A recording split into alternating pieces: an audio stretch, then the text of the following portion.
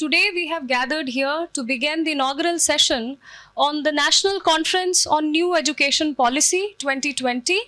And I draw this opportunity to welcome our honorable guests, beginning with the Vice Chancellor of Central Institute of Higher Tibetan Studies, Professor Nawang Samtin sir, Dr. Himanshu Pandey sir, Registrar, Central Institute of Higher Tibetan Studies, our chief guest, Professor Rama Shankar Verma, Director, Motilal Nehru Institute of Technology, Prayagraj, the keynote speaker, Professor Surjit Kumar Dubey, Director, Institute of Management, Banaras Hindu University, and our speaker, Professor Dhananjay Chopra, Institute of Medical Sciences, University of Allahabad, and the registrar of Dr. Bhim Rao Ambedkar National Law University, Sonipat, Dr. Amit Kamboj, to this program with a lot of respect and humbleness. Sir, we all welcome you.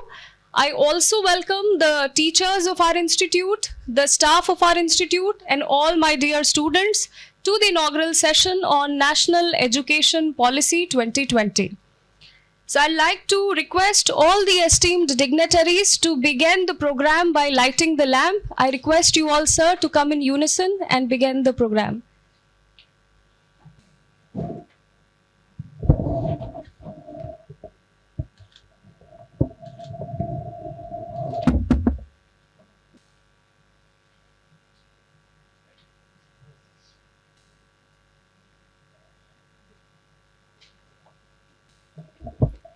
In continuation with the tradition of our institute, I will request my dear students to begin the Mangla Charan and incite the auspicious atmosphere in this university. I request my students to come up on stage.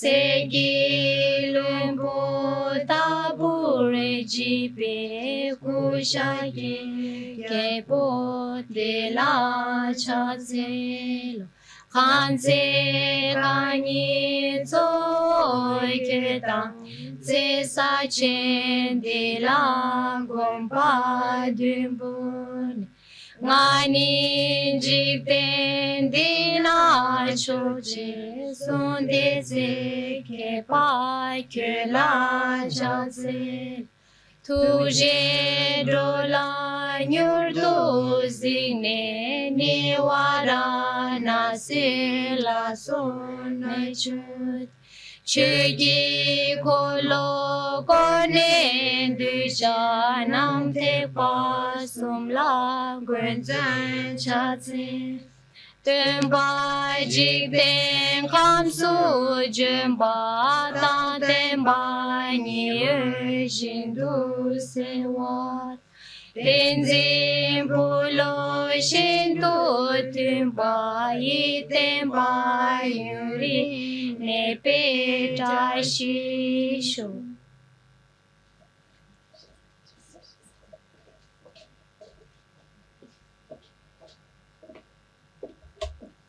Thank you, dear students, for spreading positivity through your Mangla Charan. I will now request all the esteemed dignitaries to take their respective seats on the stage. Kindly, sir, please take your respective seats.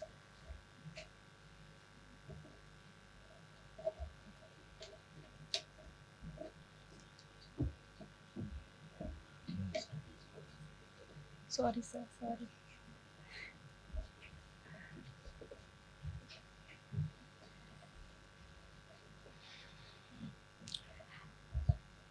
I'll now request Mr. Gaurav Gulati, Director, Droid Pinel Group, to felicitate our Vice Chancellor, Sir, Professor Samtin, Sir, with a plant, a kathak, and a memento. Plant लेके एक बच्चे.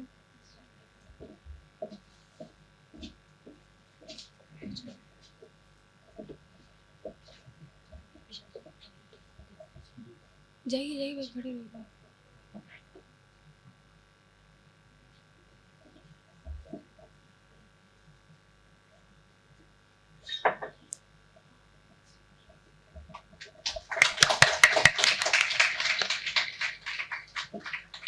I'll now request Dr. Himanshu Pandey sir to felicitate our chief guest, Professor Rama Shankar Verma ji.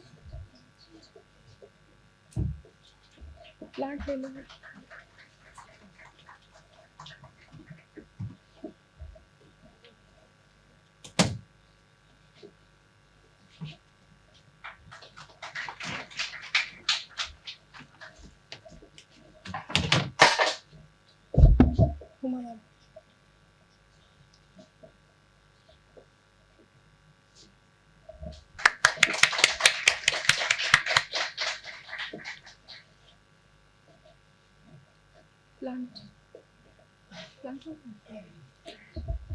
I'll request Dr. Huma Kayyum ma'am to felicitate Professor Surjit Kumar Dubey ji.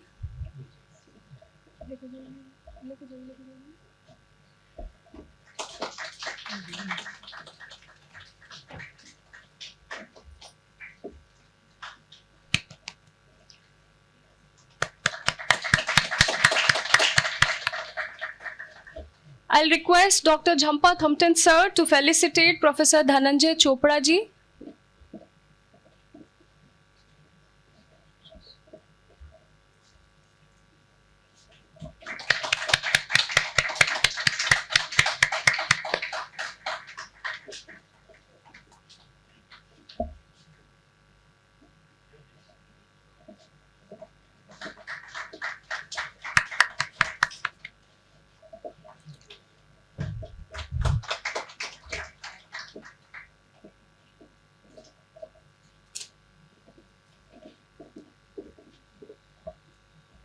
To proceed with the program, I'll now request Dr. Himanshu Pandey sir to present his welcome address. Sir.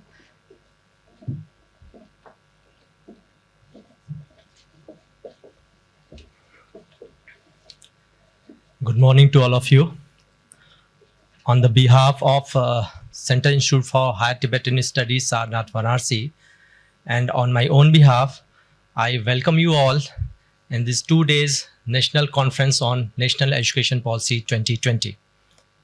I feel extremely honored to welcome our patron and chairman of the today's National Conference, Professor Nawang Samten sir, the Vice Chancellor of this institute, who is a renowned philosopher and teacher. He has made various reforms in teaching methodologies by focusing on epistemology. I feel privileged to welcome our chief guest, Professor Rama Shankar Verma sir, who is the director for Motilal Nehru National Institute of Technology, Prayagraj. Professor Verma has made significant contribution in the field of education. We are eagerly waiting to hear you, sir. Thank you. I would like to welcome our distinguished speaker, Professor Dhananjay Chopra sir and Professor Surjit Kumar Dubey sir, who has spared the time from their busy schedule and they came here for their talk. Thank you so much, sir. I welcome all the participants, dear students, all the media personals who are here for the coverage of the today's national conference. Our new education policy was announced on 29 July 2020. That is tomorrow, it is completed 2 years after announcement of the National Education Policy 2020. It was the day of joy on many faces who witnesses such a versatile and creative education policy. This education policy governs the interest of student and learning is going to be a part of fun. There is no barrier for the students what they want to read and learn. They will be provided with different opportunities and a school will help them to develop their skill. Up to class 4th students, they will be allowed to develop their interest, and once they develop their interest, they will be given proper education from class 5 onwards. There is no language barrier and the students are free to learn their mother tongue up to class 5th, and afterward they can learn any language as per their interest. In the new education policy, the 10+2 system has been changed into 5+3+3+4. Now the graduate program will be of 4 years. There is also a plan of education vacation as the student can drop their studies in between. Sometimes it becomes necessary for the student to take a gap either due to their health issues, family problems, or due to their careers. So there is also a scheme of providing a diploma or certificate as per the year completed in the college. This is really a very good step, and I think it will help many of us. At last, I will again welcome you all on the behalf of Center for Teacher Education, Central Institute of Higher Tibetan Studies, Sarnath, Varanasi. Thank you. Thank you a lot, sir. I would now like to briefly develop a background for today's program. The conference has been jointly organized by Center for Teacher Education, Central Institute of Higher Tibetan Studies, along with some other institutions. The collaborators of the conference are following: Teaching Learning Center, National Institute of Technical Teachers Training and Research, Bhopal. This institution has been established by the Ministry of Education, Government of India, for teacher training and holistic development of education system. The second collaborator is Dr. B.R. Ambedkar National Law University, Sonipat. The university aims to impart quality education in the realm of legal studies, and the conference is also organized through the help of Droid Pinel Group from Prayagraj. This institute spreads awareness by conducting workshops, seminars, and other such activities.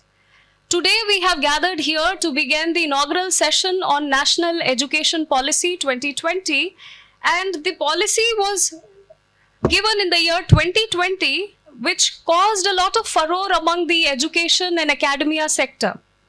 The skepticism that surrounds this policy owes largely to the different views that pertain and that exist in the education system. To change this skepticism or to bring a positive air in the education system, I request the esteemed people sitting here to begin a discourse. This discourse will generate a sense of positivity owing to the structural and paradigmatic changes which have been brought in the education system. Therefore, without much further ado, I'd request Professor Surjit Kumar Dubey, Director, Institute of Management, Banaras Hindu University, to take up the stage and guide us through the National Education Policy 2020. Sir has been a relentless academician whose insights and immense knowledge will guide us through. So kindly take up the stage. Thank you.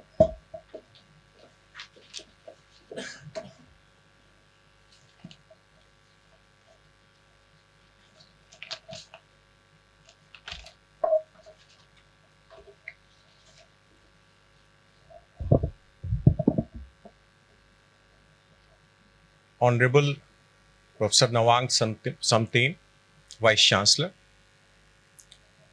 respected Professor Ramashankar Verma, Director, Motilal Nehru National Institute of Technology, Prayagraj, respected Professor Ganesh Nawang, Professor Chopra, and Mr. Gaurav Gulati, dignitaries sitting off the dais, faculty members, and my dear participants. At the outset, I am grateful to the organizers for giving me this opportunity that today I am standing before you on the occasion of the National Conference on the theme that is National Education Policy 2020. I don't know whether you people are aware, recently Honorable Prime Minister has inaugurated Akhil Shiksha Sammelan, and that was dedicated only on the National Education Policy in Varanasi itself. And mainly the objective of that conference, seminar, workshop, whatever you call it, it was there to how to implement the National Education Policy. And all the vice chancellors of the central universities, all the directors of the IIT, all the directors of NIT, all the directors of IIM were present over there. And they had gone for the great deliberation. So the issue is not what actually the national education policy is. The issue is how to implement it and how to proceed further so that whatever objectives have been set in the form of national education policy, that can be achieved over a period of time, or you can say sooner, so that we will become a global leader, especially in the field of education, which was there with India at one point of time. So without wasting a time, I would not like to emphasize more on the contents which are there as for the national education policy. But I will go for that what UGC has already done so that it can be implemented in its totality. At the same time, what government or the Ministry of HRD, they are doing so that it will be effectively implemented. At the same time, how the society or the higher educational institutions are going to be benefited out of that in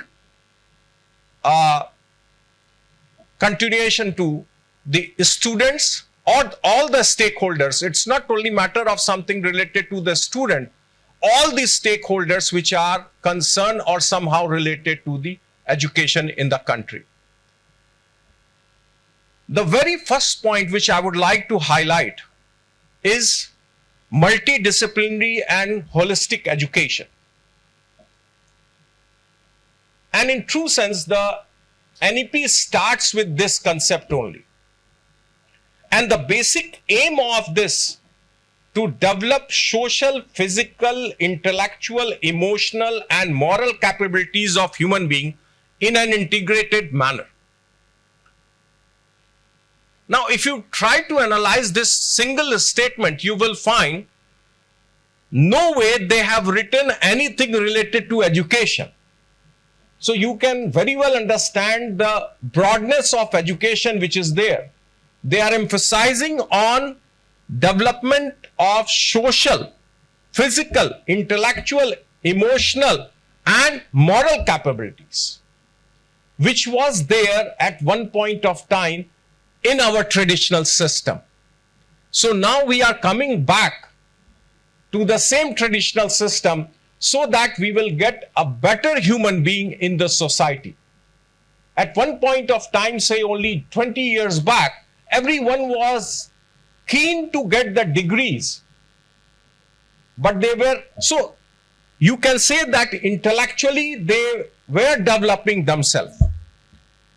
But it's not true that they were developing in terms of emotional content, moral capabilities, or even the social awareness which is required.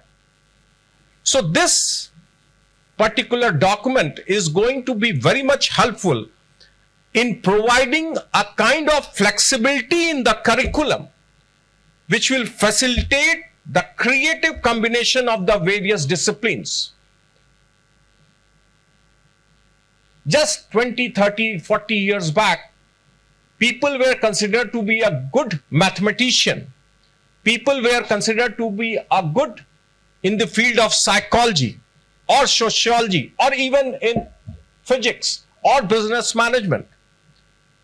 But now you are going to have an opportunity to develop yourself simultaneously with the different kind of disciplines which you feel that it can be necessary at any point of time in your professional life. So this particular opportunity is coming to the whole society for the first time, that you can choose the subject as per your requirement, as per your interest. Earlier, or why you are saying earlier, even in most of the cases, even today, the subjects are freezed. You are supposed to study those papers. Now, due to this introduction of national education policy, you are going to have an option that you can select at least 30 to 40% of the subject of your choice, and they may not be necessary from your discipline. A person from science can opt for the music A person from business management can opt for the philosophy, and that kind of opportunity is going to be there. So it's not only that it is something which is restricted to getting a degree. Ultimately, this combination is going to provide you an opportunity of doing a research which is going to enhance and improve by holistic and multidisciplinary approach. So now the concept is more on holistic development of the student rather than the specific or the discipline specific development of the student or the learners. So now multidisciplinary education system preserve the student to develop deeper skills and approach problem with the proper perspective.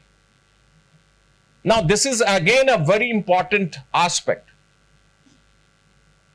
Some of the knowledge, especially Indian knowledge system, either they are not existing or they are surviving somehow.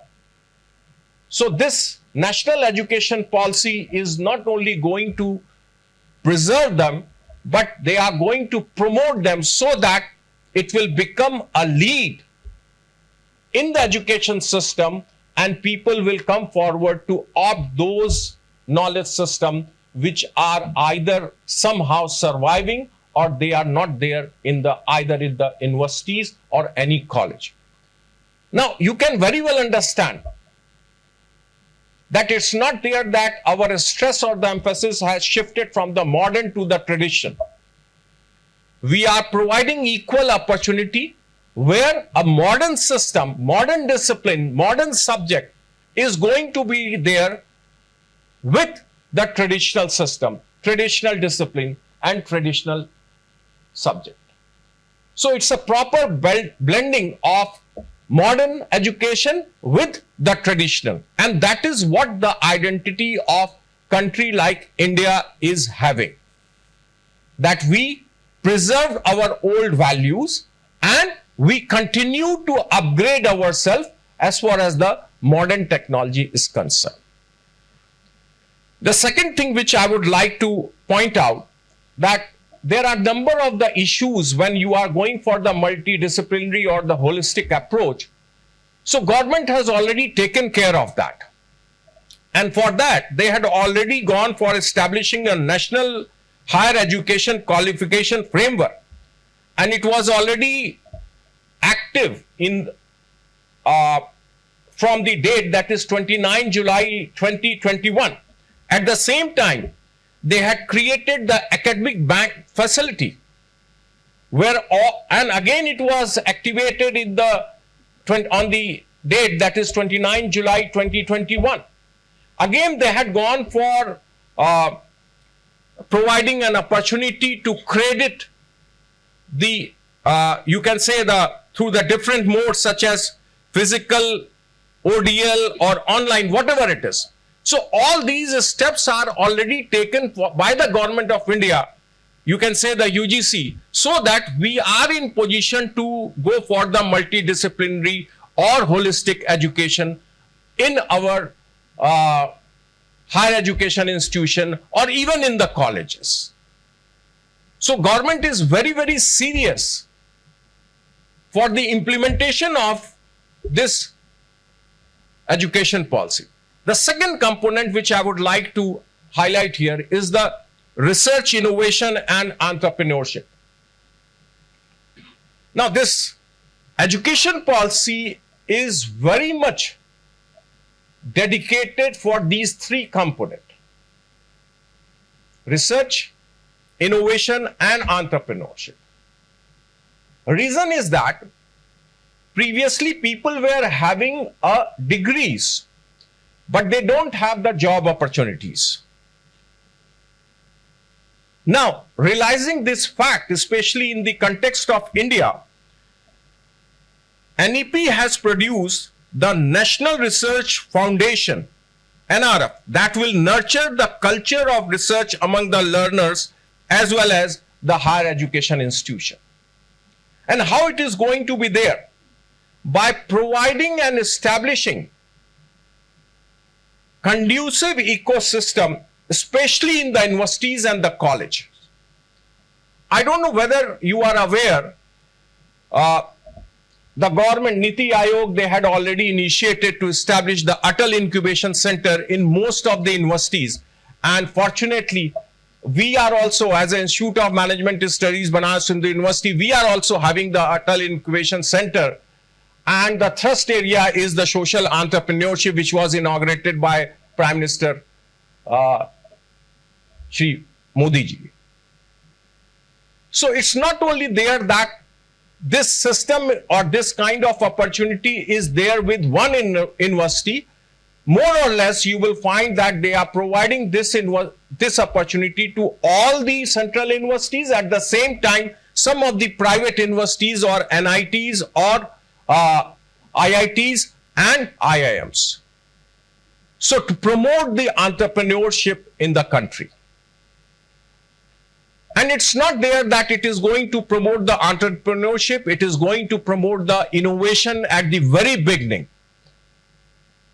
So students are coming forward. We are now having the registered incubatees, the startups are there, registered startups are there. So people are coming forward to provide the job opportunities rather than jobs, they are becoming the job seekers. So the whole concept of final placement in terms of getting a job for a company has been changed. Now there is a percentage which is interested in going for their own startups. And this was possible just because of this particular opportunity which NEP has given to us.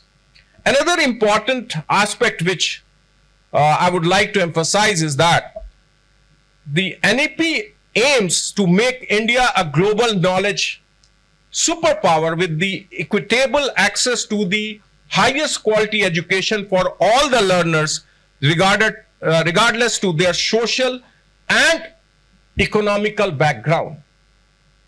Now, this is again a very important aspect of the national education policy. That it hardly matters what kind of background you are having.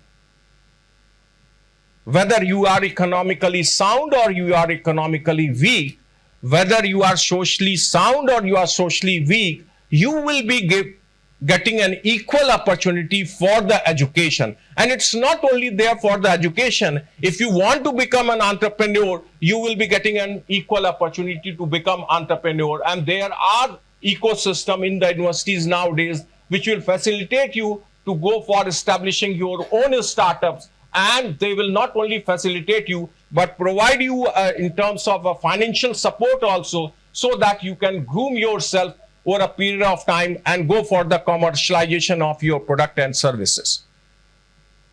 So this is an again important component of the NEP 2020. Then comes the third point: governance and capacity building of teachers for quality education. There's no doubt about it. The teachers are used to play a vital role for the development of education, at the same time for the holistic development of the students or the learners. But one thing we had forgotten over a period of time, we had come to a point where teachers were become mechanized of taking a class and doing a research. Taking a class for fulfilling their roles and responsibility, and doing a research so that they can do something different or they will get the promotion. But the whole concept has been changed. NEP 2020 stresses the empowerment of the teachers as a critical to the future of the country.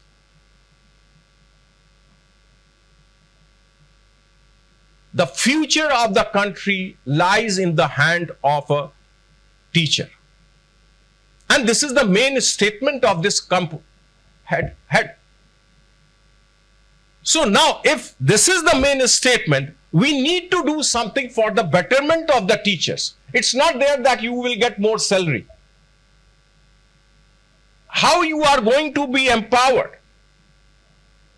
You are going to be empowered when teacher must be grounded in Indian values, Indian language, Indian knowledge ethos and traditions. At the same time must be well versed with the advancement in education and pedagogy.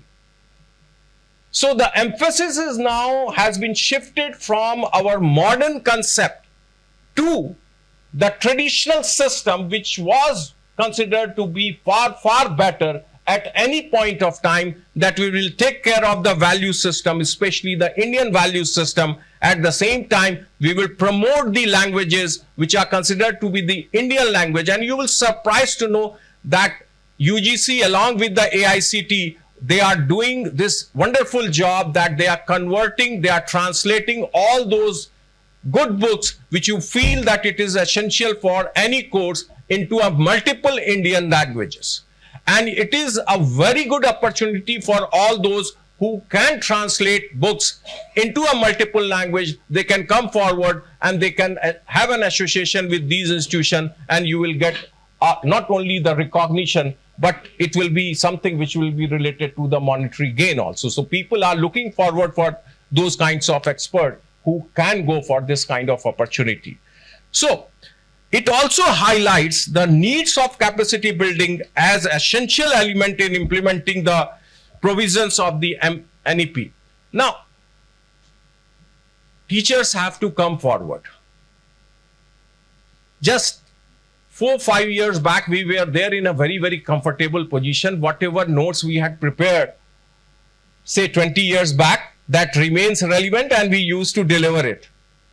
But now the whole concept has been changed. Now you have to present yourself in a very, very different manner, because the students' expectation has been increased. It has been enhanced by this introduction of the education policy. So you have to change your pedagogy, your knowledge system. Rather, you can say that you have to upgrade it so that you can meet out the expectations of the students in the class. And that is only possible when you are going for the capacity building program for yourself, so that you will remain upgraded. You will remain upgraded. It's very simple. We are all having the mobile phones in our hand. If you are using an old version of a system, it is going to hang after a period of time. So you need to upgrade it. You have to refresh it. Same thing is applied to the human brain. That every time, because it's a dynamic thing which is going on, so changes are there. You need to upgrade yourself, your knowledge, so that you are ready to deliver what as per the expectation of the class or the student. So that is again an important component. Next component which I would like to emphasize is the quality, ranking and accreditation. Yes, this is the area where we were lacking in true sense, because we never believe in the race. But as far as the global system is concerned, you will find, yes, it's true. Most of the best universities or the institution of a country were not there in the top 500, either Times ranking or the QS ranking at one point of time. But today, that is not the reality. Slowly and gradually, we are coming forward, and some of our institutions are there in the top 500 ranking institutions are there in the global level. But we need to do more. And this education policy recommends promoting India as a global study destination, providing premium education at the affordable cost, thereby helping to restore its role as a Vishwaguru. And that is only possible when you are going for something which meets out the global standard. So it's true that we are doing very well, but the important component is that there is a need to maintain the global standard with each and every university and college.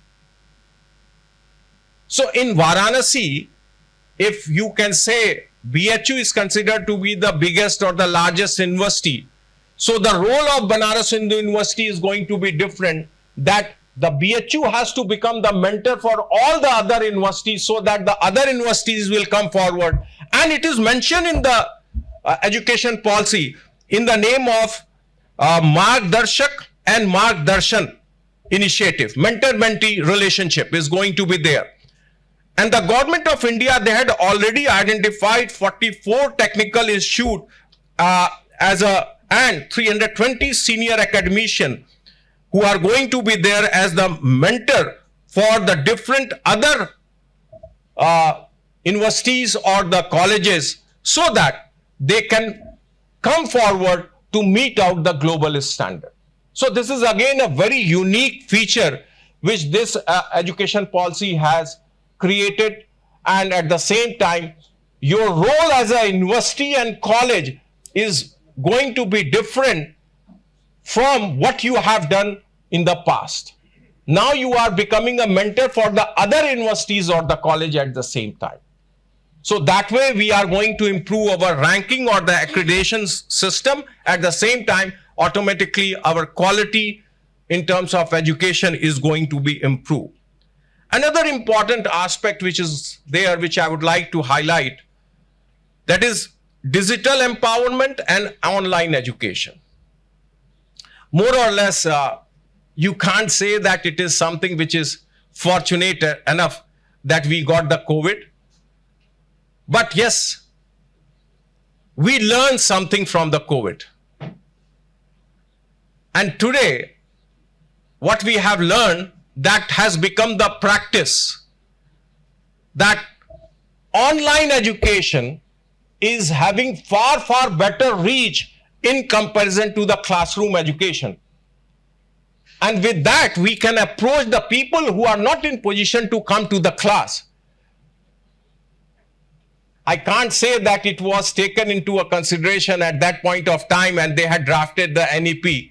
But in true sense, they had come out with the concept which is really, really very good for a country like India, where you will find that the enrollment ratio is not that high. So it is targeted that at least 50% of enrollment ratio is going to be there by 2030 in terms of education. And that is only possible when you are going to have this online education or the digital education. And COVID has taught everything how to go for it, this online education and the digital education. At one point of time, you will surprised to know that all those students who have done their distance education, we never considered them for the admission and for the appointment. Sir, this was the reality. Now the whole concept has been changed, that even we will be considering them for the admission at the same time as a faculty member or the staff. So this is the reality which we are having, and somehow the nature has taught us, but it is really going to be very, very helpful for the education system. Another important aspect which I would like to emphasize is the equitable and the conclusive education or inclusive education. Now, there are a number of the sectors in the society which are not at par with the rest of the people in the society. So NEP has taken care of those people. And we all know that there are a number of these schemes which are already run by the government of India, especially for the people who are socially or economically at the disadvantageous position, whether it's there for the SC, ST or OBC category or even the minority category, special schemes have been launched for the research, and you will surprised to know that they had already gone for achieving 10,000 rupees, 10,000 crores, which was distributed to this particular category in 2 to 3 years of time. So it is a wonderful activity initiative which was taken care to bring those economically and socially disadvantaged people forward, so that they will not only come for the education, but they can prove they can do something which is going to be good for the society as well as for the individual. A very important aspect of this is promoting Indian languages, Indian knowledge system. I've already told you that it was a big opportunity which is there before us, that we can go for the preservation of Indian knowledge system. You have to come forward. Fortunately, you belong to a system which is again having a traditional value.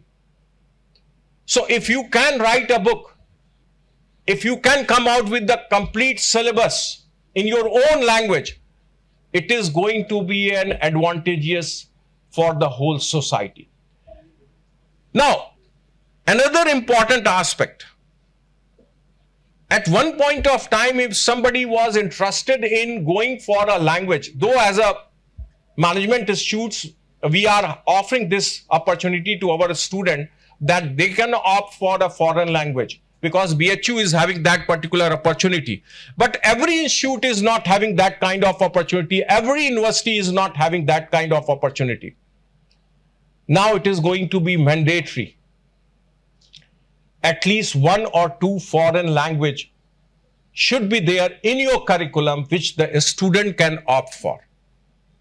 And it is not going to be freeze, it is going to be open, that a student will choose that which foreign language you want to go for.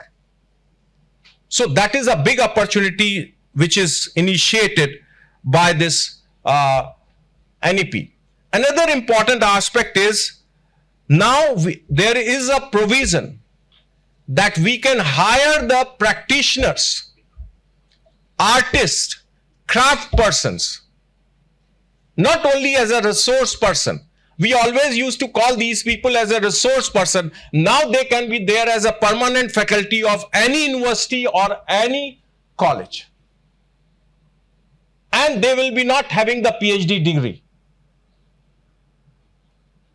And it's a very important initiative which is there, because especially if you talk about the music, especially you talk about the sports, there are eminent people who are far, far better than any person who is teaching that particular subject.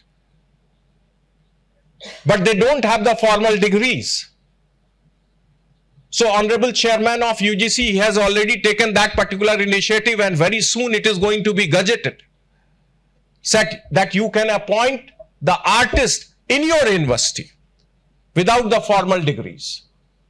So that way you are going to have a best talent within your campus, whether it is sports, whether it is something related to the music, whether it is something related to the medicine, or whether it is related to the Ayurveda or whatever it is, or the traditional practices. So this kind of opportunity we are getting for the first time. I can quote, even today in business management, this provision is there that you can appoint a senior professor or the professor who is having an industry background, but there is a condition: the person must have the PhD degree. So again, you are helpless. Now this is going to be waived off. A true practitioner is going to be appointed just because of introduction of NEP 2020. At the last, I would like to emphasize on internationalization of education. We were restricted to a geographical area earlier. Now any university, government university, of India can establish their campuses out of the country. Similarly, any top-ranking higher education institution, any university from abroad, they can establish their campuses in India. Now, it's a big opportunity.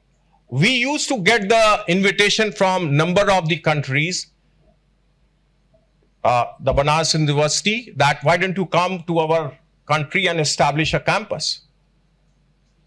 We said that no, it is written in our charter and the ordinance that we will not go for it. And now this provision is going to help us out and we can go for, or any university can go for. Similarly, it's not only restricted to university. NEP also promotes to have more and more foreign students in your campus.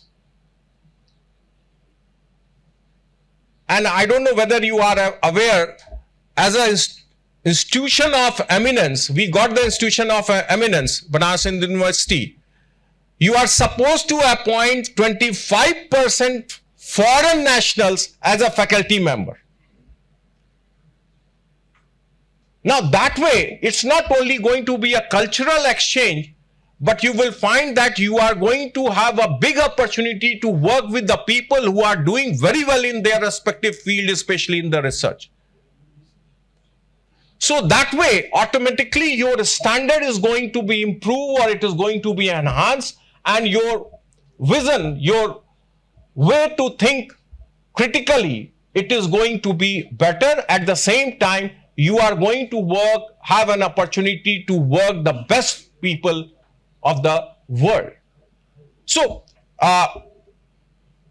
20 minutes or 30 minutes or even one day, it is not sufficient for discussing the true concept of the education policy which was given in 2020, because it's a vast document and the single statement is having a multiple meaning and which can go further for a long period of time. So whatever we can do at this point of time, that whatever we feel that we can easily implement, we can go for that at the first stage. Whatever we can implement with the support of the government of India or the state government, we can go for its second stage. And whatever we feel that we can take the help of the international institution, we will go for it in the third stage. So that way you are in position to establish yourself at the global standard. And it's truly mentioned that one day you are really going to retain your position of the Vishguru, especially in the education. So once again, I'm thankful for the organizer for giving me this wonderful opportunity to interact with you all. Thank you. Thank you very much.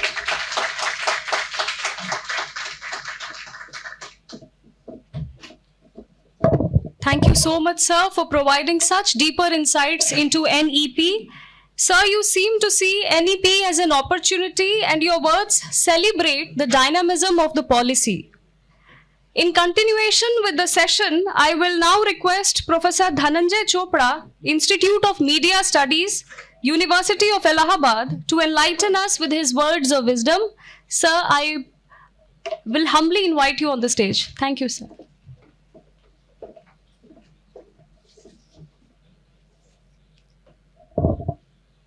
मुझे यहाँ आमंत्रित करके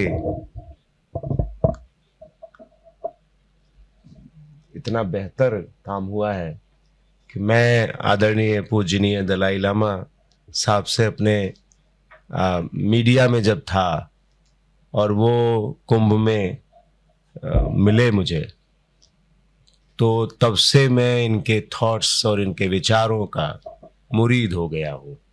और आज इनके सानिध्य में जब मैं यहाँ बैठा तो मुझे लगा कि शायद भाग्य अच्छा है।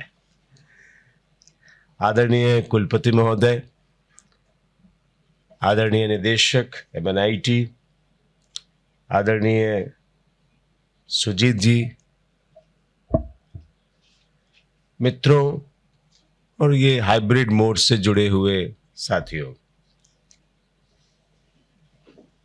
सुजीत जी ने कुछ छोड़ा नहीं, अभी निदेशक जी कह रहे थे, मैंने धीरे से सुन लिया उसे कि वास्तव में वो सारा कुछ कह गए और एनईपी का निचोड़ निकाल कर दे गए।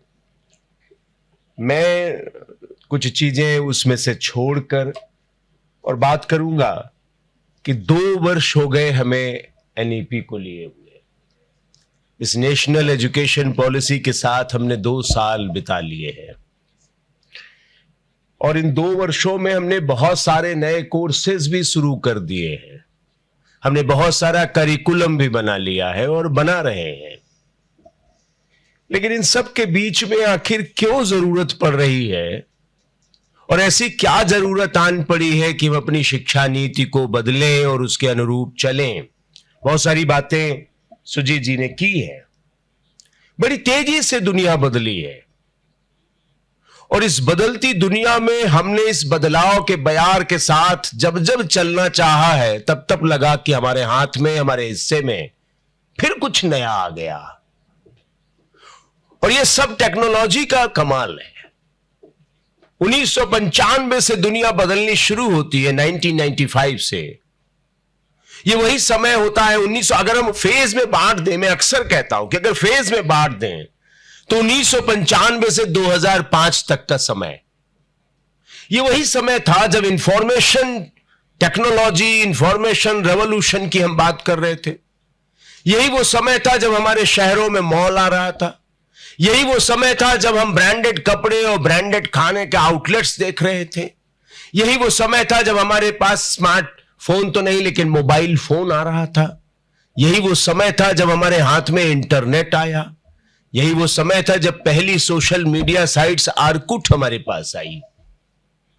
और हम इंफॉर्मेशन टेक्नोलॉजी के इस इंफॉर्मेशन रेवोल्यूशन में झूमते हुए हमने कि इस बदलाव में कभी भी कोई नकारात्मक बात नहीं की, चू तक नहीं किया, बल्कि इस बदलाव के साथ हम चल पड़े। हमने सब बदलाव को लिया। हमने मॉल को स्वीकार किया, हमने ब्रांडेड कपड़ों और ब्रांडेड खाने के आउटलेट स्वीकार किए, हमने आर्कुट के साथ अपने वर्चुअल दुनिया के दोस्त बनाने शुरू कर दिए, हमने इंटरनेट की दुनिया में धूम मचा दिया, हम मोबाइल फोन के जरिए मैसेजिंग करने लगे। और ये सब मैं क्यों कह रहा हूं? ये उस पीढ़ी के बदलाव का दृश्य था, वो रहन सहन का बदलाव, वो सोच विचार का बदलाव, वो इंडस्ट्री का बदलाव। जाहिर था कि जब हम इंडस्ट्री बदल रहे हैं, जब हम लोगों के रहन सहन को बदल रहे हैं, जब हम लोगों के सोच विचार को बदल रहे हैं, हम उनके थॉट प्रोसेस को बदल रहे हैं, तो हम एजुकेशन क्यों नहीं बदल रहे? हमें उसमें बदलाव चाहिए था। और ये 1995 के बाद जब शुरू होता है 1996 से 1995 से 2005 तक का समय, और फिर 2006 से 2006 टू 2015 2015 तक के समय को देखें, ये नॉलेज रेवोल्यूशन का समय था, ज्ञान क्रांति का समय था। हमने इसी समय में कहा नॉलेज बेस्ड इकोनॉमी, हमने इसी समय में कहा नॉलेज बेस्ड मार्केट। ज्ञान की नई परंपराओं की खोज हमने शुरू कर दी।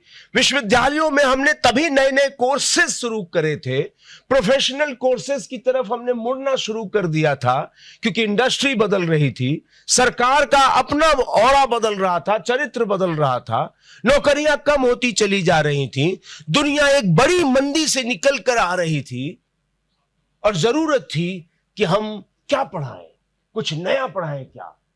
और तभी हमने नॉलेज रेवोल्यूशन को अपनाया।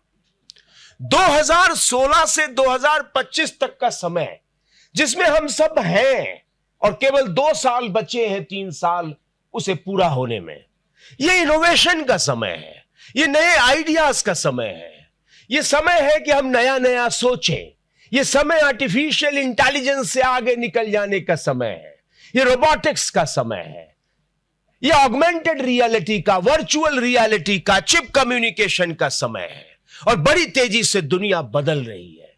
जैसा कि सुजीत जी ने कहा कि कोविड ने हमें बहुत कुछ दिया, हम बदले, और 2013 से ही ऑनलाइन प्लेटफॉर्म पर कोर्सेज शुरू हो चुके थे। बहुत सारे लोग उस पर ध्यान नहीं दे रहे थे, कोर्सेरा, उडेमी, बहुत सारे कोर्सेज को आपके सामने रख रहे थे और बहुत सारी यूनिवर्सिटी, चाहे वो स्टैनफोर्ड यूनिवर्सिटी, एडिनबर्ग यूनिवर्सिटी, ये सब मैसिव ओपन ऑनलाइन कोर्सेज मूक पर आ चुके थे और हम धीरे धीरे उधर की तरफ बढ़ रहे थे। लेकिन कोविड ने हमें बड़ी तेजी से बदलाया, उधर की तरफ ले जाने की कोशिश की। और ये जो समय जो क्वांटम कंप्यूटिंग से शुरू होता है और ऑगमेंटेड रियलिटी और वर्चुअल रियलिटी और फिर उसके बाद बहुत सारा रोबोटिक्स की दुनिया कितनी तेजी से बदल रही है। जाहिर है कि ये बड़ा ही, लेकिन इन सब के बीच में मैं फिर कहूंगा हमें बचना भी है। हमारा क्रिएटिव कोलाज हमें बचाएगा, हमारी क्रिएटिविटी बचाएगी, हमारी सृजन क्षमताएं हमें बचाएंगी। किसी ने 2013 में एक मिनिस्टर ने कहा था आने वाले समय में आपको, किससे कहा था? अध्यापकों से कहा था कि आने वाले समय में रोबोट आप अध्यापकों को रिप्लेस कर देगा। और तब मैं खड़ा होकर, मैं मीडिया से आया था, 22 साल मैंने मीडिया में बिताए हैं, तो मैंने अध्यापक, तब नया नया अध्यापक था, मुझे 8-10 साल हुए थे अध्यापक हुए, और इसलिए मैं खड़ा हुआ और मैंने कहा मंत्री महोदय आप गलत बात कर रहे हैं। और कभी भी कोई भी रोबोट अध्यापक को रिप्लेस नहीं कर सकता। और उस समय के जो शिक्षा मंत्री थे, हमारे केंद्रीय मंत्री, वो अपवाद पर आए तो किसी ने उन्हें रोका कि अरे बात तो करने दीजिए, और शायद उनके कान में कहा होगा कि इलाहाबाद विश्वविद्यालय से जरा सुन लीजिए, बिना सुनाए मानेंगे भी नहीं। और मैंने उनसे कहा हमारी बनावट और मंजावट को देखिए ना, हम अपने घर से, बच्चा एक जो होता है वो अपने घर से बनना शुरू होता है, उसकी परवरिश में उसकी बनावट और मजावट की चीजें आ जाती हैं। वो बनता ही अपनी मां से है, फिर मां बनाती है, मोहल्ला बनाता है, उसे उसके दोस्त बनाते हैं, स्कूल, कॉलेज, टीचर, उसके विश्वविद्यालय, उसके कलीग, उसकी यात्राएं, उसकी किताबें, उसके शोध, उसकी बनावट और मजावट में योगदान देते हैं। तब कहीं वो अध्यापक बन के अगर खड़ा हुआ, उसके लगातार शोध, लगातार यात्राएं, लगातार किताबों से दोस्ती और लगातार अपने आप को अद्यतन करना, तब वो कहीं जाकर अपने स्टूडेंट्स के सामने खड़ा हो पाता है। और हम पागल थोड़ी ना है कि हम अपने सारे एक्सपीरियंसेस, हम अपनी अनुभवों की थाती, अपने एम्पिरिकल थॉट्स को हम रोबोट में फीड करा देंगे क्या? कतई नहीं। रोबोट कभी हमें रिप्लेस नहीं कर सकता। जो रोबोट जानता है उसे कहीं आगे हम जानकर दिखा देंगे। हम रोज अपने आप को नया करते हैं, हम रोज अपने आप को नया करके तब खड़े होते हैं। तो हमें यह सोचना है कि रोबोटिक्स है, आर्टिफिशियल इंटेलिजेंस है, लेकिन उसके बरक्स हमारी क्रिएटिविटी है, हमारी सृजनात्मक क्षमताएं हैं। एनईपी हमें लाइफ स्किल की ओर ले जाने की कोशिश करती है। एक बात उन्होंने कही थी कि हम इंसान बनाना चाहते हैं, हम एक व्यक्तित्व खड़ा करना चाहते हैं, परवरिश और परिवेश ऐसा देना चाहते हैं कि एक बड़ा व्यक्तित्व खड़ा हो सके। और इस जीवन कौशल को सिखाने में हमारा जो करिकुलम है, उस करिकुलम में हमें क्या करना है? हमें क्रिएटिव थिंकिंग डालनी है। एनईपी के जो सारे करिकुलम बना रहे हैं हम लोग, उसमें ध्यान देना है कि हमें क्रिएटिव थिंकिंग डालनी है, हमें क्रिटिकल थिंकिंग डालनी है, हमें प्रॉब्लम सॉल्विंग नेचर लेकर आना है बच्चों का। मैं अपने सेंटर पर भी कहता हूं, मैं centre of media studies university of Allahabad में कोर्स कोऑर्डिनेटर हूं। मैं वहां अपने बच्चों से कहता हूं कोई भी प्रॉब्लम लेकर मेरे सामने मत आओ, प्रॉब्लम का सॉल्यूशन लेकर आओ, बताओ कि ये प्रॉब्लम है और उसका ये सॉल्यूशन है। आदत डालो प्रॉब्लम सॉल्विंग की। स्ट्रेस को कैसे दूर करें हम, इसी के लिए अभी सुजीत जी ने बताया कि कैसे एक विद्यार्थी म्यूजिक की ओर जा सकता है अगर वो साइंस पढ़ रहा है, कैसे एक बिजनेस एडमिनिस्ट्रेशन, कैसे आर्ट की तरफ जा सकता है। ये यही है कि हम कैसे उसे स्ट्रेस की तरफ ले जाएं, उसे कैसे इमोशनल बनाने की हम कोशिश करें। ये जो एम्पैथी और सिंपैथी, समानुभूति और सुहानुभूति, इन दोनों शब्दों को समझने की जरूरत है। हम उन्हें फील्ड में ले जाएं, हम उन्हें लोगों से मिलवाएं। ये काम करना है हमें। इस काम को करते समय इस बात को ध्यान देना है कि वो समानुभूति को प्राप्त कर सके, लोगों के दर्द का एहसास कर सके, लोगों की जरूरत का एहसास कर सके। तब ना वो इनोवेशन करेगा, तब ना वो अपनी प्रैक्टिकल्स में उन चीजों को लाएगा जिससे वो समाज की जुड़ाव को दे सकेगा। एक बात और काम करना है, जब हमें करिकुलम बनाना है इस नई शिक्षा नीति के अनुसार, तो हमें 5H के फॉर्मूले को ध्यान में रखना है। क्या है ये 5H का formula? Head, heart, hand, habit और हेल्थ। इन 5H को हमें ध्यान में रखना है। हेड, ये याद रखें, दुनिया में जब द्वितीय विश्व युद्ध के बाद आफ्टर सेकेंड वर्ल्ड वॉर हमने सोचा था कि हम तीसरी दुनिया को कैसे बनाएंगे, तो हमने स्वप्न देखा था कि हम लोगों की 3 भूख को शांत करेंगे और हम विकसित राष्ट्र की ओर बढ़ेंगे। हम दिमाग की भूख को शांत करेंगे, हम पेट की भूख को शांत करेंगे और हम जेब की भूख को शांत करेंगे। यानी सबके पास साक्षरता होगी, सबके पास खाने को भोजन होगा और सबकी जेब में बचत के पैसे होंगे। क्या हम कर पाए? 2007 में जब दुनिया के लोग जिनेवा में इकट्ठा हुए ना, तब सोचना शुरू किया कि आखिर क्या किया हमने। तो पता लगा हमने डेवलपमेंट कम्युनिकेशन नहीं किया, हमने लोगों को विकास के रास्ते में साथ लेकर हम चले ही नहीं। तो कहां से हम उन्हें बना पाएंगे इन 3 भूख से अलग? हम ना भुखमरी मिटा पाए, ना बेरोजगारी मिटा पाए, ना हम अशिक्षा मिटा पाए। और यह हम क्यों नहीं कर पाए? क्योंकि हमने पार्टिसिपेटरी ऑडियंस नहीं तैयार किए थे। और यह वही समय था जब पूरी दुनिया ने तय किया कि अब काम करना होगा तो उसमें लोगों की भागीदारी सुनिश्चित करनी होगी। हम सड़क बनाएंगे तो आपकी भी सड़क है, आप आओ ना, बनाओ।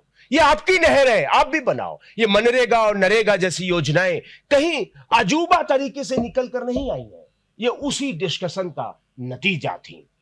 जाहिर है हमें ऐसे दिमाग बनाने की जरूरत है कि हम देखें कि उनमें मैनेजिंग पावर आ रही है या नहीं। वो मैनेजिंग पावर क्या है? वो समाज प्रबंधन है, वो मस्तिष्क प्रबंधन है, वो समय का प्रबंधन है। ये सारे गुण हैं या नहीं है? वो माइंड मैनेजमेंट, वो इमोशन मैनेजमेंट, वो सोशल मैनेजमेंट, ये है या नहीं है? इसी तरीके से thinking power, the critical thinking, the creative thinking, ये हम लोगों के दिमाग में दे पा रहे हैं या नहीं? दूसरा एच है हार्ट, द रिलेटिंग पावर। क्या लोगों से रिलेट कर पा रहा है या नहीं? वो अपनी जरूरतों से रिलेट कर पा रहा है या नहीं? समाज की जरूरतें क्या है? आज हमारे प्रधानमंत्री की कहना है कि हम शिक्षा को इस तरीके से बनाएं कि वह लोगों से रिलेट करके चले। वो अपना ही रोजगार नहीं, साथ में लेकर चलने वाला तब पैदा हो, ताकि एक को नहीं अनेकों को रोजगार दे। ये कैसे होगा? हम उसके दिल में, हार्ट में रिलेटिंग पावर को डेवलप कर पाएंगे, तब ये कर पाएंगे। Caring power, the caring power भी हमें डालनी है उसमें। यह अनोखा काम नहीं है। ये क्यों आया है कि हम बिजनेस के आदमी को, साइंस के आदमी को हम संगीत सिखाएं? इसलिए कि वो रिलेट कर पाए, इसलिए कि वो केयरिंग पावर ले पाए। वो संगीत, वो कला जो अपने रंगों को बड़े सहेज कर चलता है, वो अपने स्वरों को बहुत सहेज कर चलता है। यहां से आती है केयरिंग पावर। एक भी स्वर ऊपर नीचे हुआ ना तो सब बिगड़ जाएगा। The rhythm of the life अगर हमने नहीं किया तो हम गड़बड़ा जाएंगे। द हैंड, तीसरा एच है हैंड, द गिविंग पावर। क्या दे पा रहा है?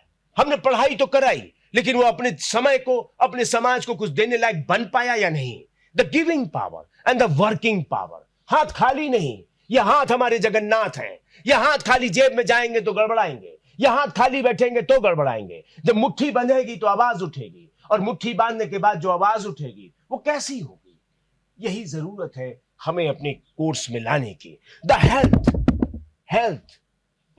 हेल्थ लिटरेसी में हम कितने पीछे हैं। आज हम 23% हेल्थ लिटरेसी में है। ये सही है कि हमने फेक न्यूज के सहारे या फेक थॉट्स के सहारे हमने बहुत सारा काम कर डाला। कोविड में हमने सोचा कि हमने बहुत सारा हेल्थ लिटरेट बना दिया। भय बिन होए न प्रीति। अगर हम लोगों को डराते नहीं है तो लोगों को उसके प्रति प्रेम नहीं उपजता है। हमने कोरोना में डराया लोगों को, इसलिए लोग हेल्थ कॉन्शियस हुए हैं। हमने हेल्थ लिटरेट नहीं किया है। जरूरत है हेल्थ लिटरेसी लाने की। कैसे हम काम करें? स्कूल लेवल पर लेकर चलना होगा, तब जाकर हम इस तरीके की महामारियों से बच पाएंगे। And then habit, the last H is habit. Habit for creativity, habit for creativity. हर आदमी के पास क्रिएट करने के लिए कुछ है या नहीं है। एक बड़ा अच्छा सिस्टम, मैं उसकी चर्चा करूंगा, जो हमें एनईपी में मिला है, मल्टीपल एग्जिट और मल्टीपल एंट्री।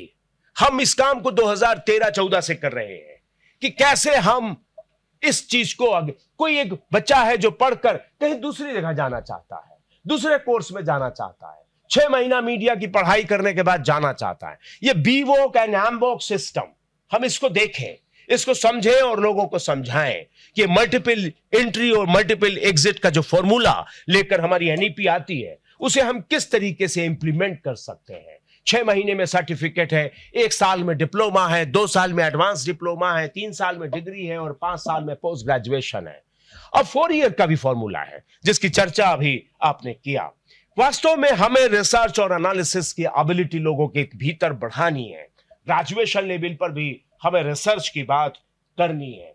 हमें यह समझना होगा कि हम जिन विद्यार्थियों की बात कर रहे हैं, मैं कम्युनिकेशन का आदमी हूं तो मैं उन विद्यार्थियों को ऑडियंस समझता हूं, मैं प्रोड्यूसर, और हमारे जो ऑडियंस यानी स्टूडेंट कंज्यूमर हुआ करते थे, अब दुनिया बदल गई है। अब वो केवल पैसिव कंज्यूमर नहीं रहे, वो एक्टिव को प्रोड्यूसर है, एक्टिव को प्रोड्यूसर। उनके हाथ में हमारा जमाना था, हमारे प्रोफेसर नौटियाल साहब इलाहाबाद यूनिवर्सिटी में एक किताब सीने से लगाकर चलते थे। उस किताब का कवर जो था वो बाहर रहा करता था और उस किताब को लाते थे और डेस्क पर रखकर फिर वो पढ़ाना शुरू करते थे। और उस पढ़ाते समय हम लोग सोचते थे कि वाह क्या पढ़ाया है, ये किताब अद्भुत है, इसको तो प्राप्त करना चाहिए। और एक दिन उनके कमरे में मैं आई कम इन सर कह के मैं अंदर गया और मैंने कहा सर ये किताब मुझे मिल सकती है क्या? उन्होंने कहा no, it is not possible, it is the only book in India. और मैं चमत्कृत होकर उन आंखों से उस ओनली बुक इन इंडिया को देखकर अभिभूत था। मैंने कहा can I touch it, can I touch it? उन्होंने कहा oh you want it, oh yes. और मैंने उस ओनली बुक इन इंडिया को टच किया, अद्भुत। और मैं ये बात बता रहा हूं 80s की, और जब मैं 2011 में इंटरनेट पे सर्च कर रहा था, only book in India internet पर तैरती हुई मिल गई। मैं उस समय छोड़ चुका था, मैं कम्युनिकेशन की दुनिया में आ गया। मैंने जूलॉजी बॉटनी छूट चुकी थी मुझसे, लेकिन मैंने उस किताब को डाउनलोड किया, उस किताब को मैंने उसके कवर को भी डाउनलोड किया। मैं गया उसे प्रिंट करा लाया, उसे बाउंड कराया और ओनली बुक इंडिया को यूं लेकर अपने विभाग में गया जैसे प्रोफेसर नौटियाल साहब लेकर गए थे। और मैंने कहा दिस इज अब ये किताब ओनली बुक इन इंडिया नहीं रही है, ये सबकी है। आपकी लाइब्रेरी में होंगी 200 किताबें, आपका स्टूडेंट छोटी सी पेन ड्राइव में 2000 किताबें लिए घूम रहा है। उसके पास स्मार्टफोन है, उसके पास दुनिया की चीजें हैं, वो एक्टिव को प्रोड्यूसर है। हमें अपने कंटेंट बनाते समय, अपने लेक्चर को डिलीवर करते समय, अपनी बात कहते समय बड़ा सतर्क रहना पड़ रहा है। क्या वो सब जानता है? और यदि सब जानता है तो हम उसे नया बताने क्या जा रहे हैं? वो हमारा तरीका होगा, वो हमारे एक्सप्लेनेशन होंगे, वो हमारे कहने का तरीका होगा, वो हमारे प्रेजेंटेशन का तरीका होगा। सबके तरीके अलग होते हैं। हमें इजाद करना पड़ेगा कि हम उस तरीके से अपने आप को अध्यापक कैसे बना पाएंगे, जिसकी चर्चा सुजीत जी ने की कि जो अध्यापक कैसे उस इंटरनेशनल सिनेरियो में कैसे अपने आप को पाएंगे। और वो ग्रेडिंग के सिस्टम, हम ट्रेडिशनल से प्रोफेशनल की तरफ चल पड़े हैं। और इस ट्रेडिशनल से प्रोफेशनल की तरफ चलते समय ध्यान देना है कि अभी भी बहुत सारे पेरेंट्स, बहुत सारे स्टूडेंट्स ट्रेडिशनल से मुक्त नहीं हो पाए हैं। हमने इलाहाबाद विश्वविद्यालय में हम मीडिया स्टडीज पढ़ाते थे। हमने जैसे ही उस मीडिया स्टडीज के कोर्स के करिकुलम को बदला, नया किया, और अब हम मीडिया प्रोडक्शन पढ़ाते हैं, हम मीडिया एंटरप्रेन्योरशिप पढ़ा रहे हैं। और हमें सोचना पड़ रहा है कि हम उस बच्चे को क्या केवल थ्योरी पढ़ाएंगे मीडिया की, कम्युनिकेशन की, या उसे प्रोडक्शन बेस्ड देंगे। वो यहां से पढ़कर निकले और किसी मीडिया हाउस में अगर उसे नौकरी ना मिले तो वो किस तरीके से अपने आप एंटरप्रेन्योर कर सकता है, अपने आप। बहुत सारे बच्चे कर रहे हैं। और इस बात को ध्यान पर रखकर जब हमने मीडिया प्रोडक्शन का, तो बहुत सारी क्वेरीज करते हुए बच्चे आए, इसमें पढ़ाएंगे क्या, ये प्रोडक्शन में हम सीखेंगे क्या, और बहुत कुछ बताना पड़ रहा है। तो हम इस प्रैक्टिकल और एप्लीकेशन, हम केवल प्रैक्टिकल, उसका एप्लीकेशन कहां होगा, यह भी ध्यान देने की जरूरत है। हमें कम्युनिकेशन में 2 मॉडल पढ़ाए जाते हैं, रिचुअल मॉडल और ट्रांसमिशन मॉडल। एजुकेशन जो है वो सिंपली ट्रांसमिशन मॉडल है। We have some knowledge, transfer कर दिया हमने कुछ गेन किया, ट्रांसफर कर दिया। लेकिन कभी आपने सोचा है किसी घर में या किसी परिवार में रिचुअल्स कैसे ट्रांसफर होते हैं? माँ, पिता, बाबा, दादी सब अपने साथ बच्चों को लेकर उस रिचुअल्स को करते हैं। कहीं कोई किताब नहीं है, कहीं उसका कोई ऑर्डिनेंस नहीं है कि हमें ऐसे ही करना है। बच्चा जब बड़ा होगा तो वो किताब खोल कर देखेगा नहीं कि अरे कोई किसी की डेथ हो गई, इसमें क्या होता है, क्या लिखा है, क्या लिखा है ना। ये रिचुअल मॉडल है। अब हम एक बार फिर एनईपी के साथ रिचुअल मॉडल्स के रूप में अपनी स्टडी को देने जा रहे हैं। हमें अपने बच्चों के साथ बहुत कुछ क्रिएट करना है, क्रिएटिविटी में उनके साथ रहना है और उनके साथ ही उनको साथ लेकर आगे बढ़ाते हुए चलना है, ताकि वो केवल ऑडियंस ना हो, पार्टिसिपेटरी ऑडियंस हो।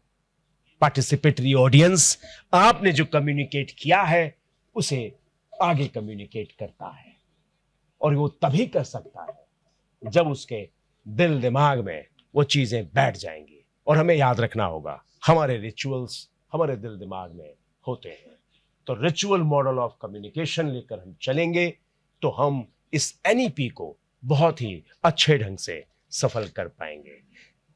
मैं कुछ कह पाया या नहीं, लेकिन जितना मुझे कहना था, मैं समय देख रहा था कि जो समय इस कागज में लिखा था मैंने उसे पूरा किया। बहुत बहुत धन्यवाद मुझे सुनने के लिए। धन्यवाद। Thank you so much, sir. Your speech has been very, very emphatic, sir, and it touched our heart definitely. Thank you, sir, for your presence. I would now like to request our chief guest, Professor Rama Shankar Verma, Director, Motilal Nehru Institute of Technology, Prayagraj, to enlighten us with his words. Sir has been awarded by multiple organizations for his meaningful and lasting contributions. Sir, kindly grace the stage with your presence. Thank you, sir.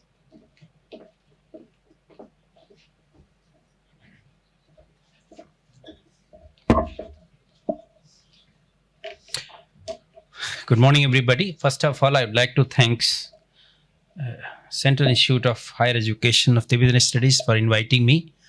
And actually, I was thrilled when Himanshu went to me. And I thought, I doesn't belong to this place. Why are you inviting me? I asked this question. He said, sir, please come. And now I am here. And I also thank you, Dr. The Vice Chancellor of this university, Chopra ji and Dhananjay ji, Surjit ji, and Dias, and also the faculty of this institute and the guest. Thank you very much for inviting me, and good morning all of you. Just for a light note, I would like to say that Professor Chopra has given us such a wonderful talk. अब मुझे पता चला कि UP से 5 minister कैसे निकलते हैं। अभी तक मैं सोच रहा था मिनिस्टर कहां से आते हैं, अब मुझे पता चल गया कि हमने 5 प्राइम मिनिस्टर दिए, actually not minister, 5 prime minister from the UP, how they have come up. It's a light note. I have to speak on the new education policy. I just like to say something.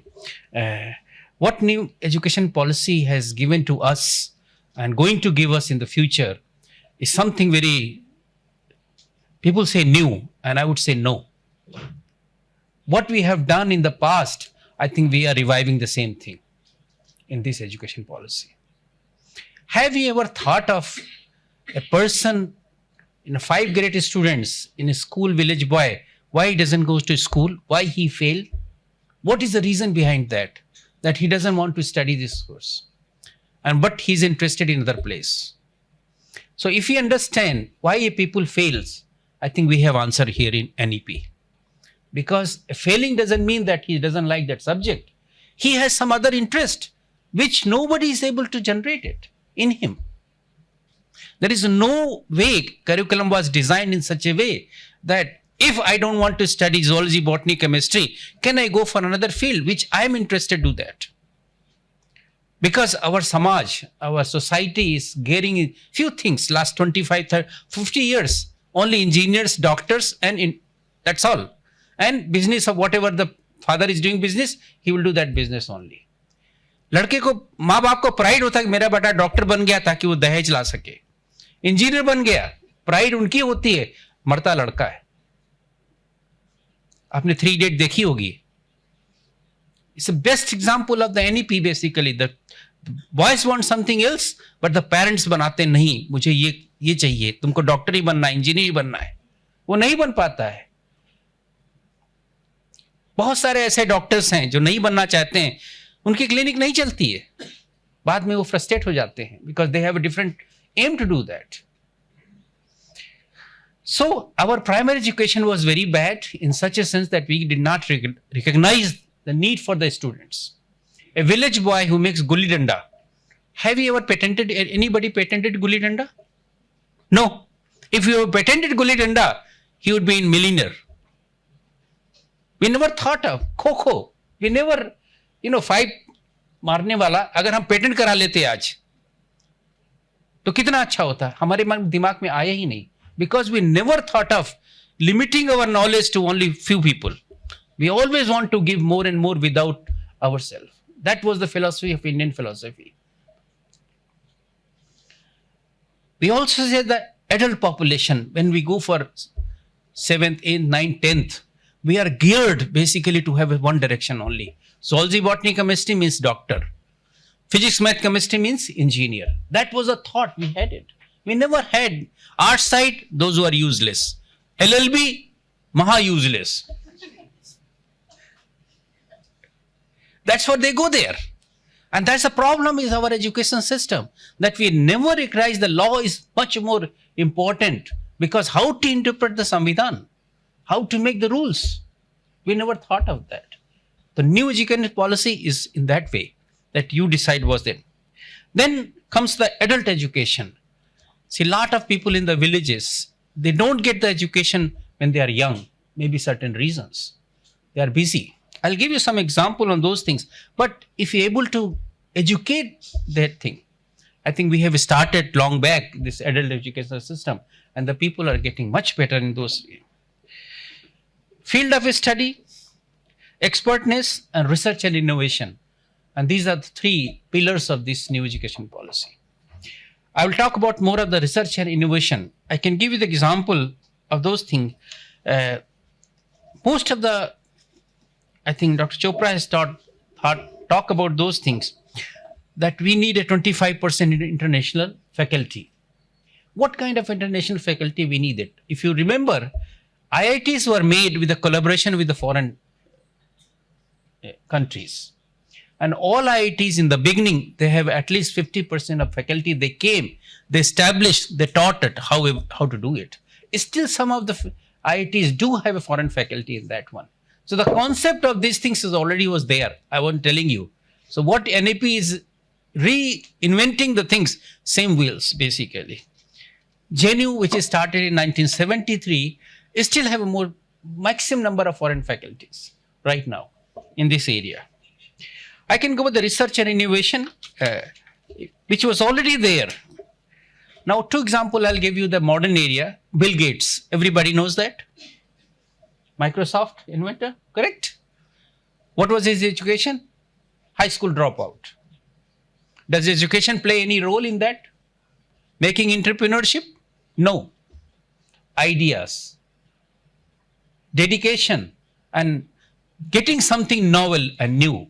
That has become like that. So a person has kinds of idea, because in US, the environment was like that, you can patent the things. In India, nobody can know that. I think last 15, 20 years before, nobody knew what a patent is.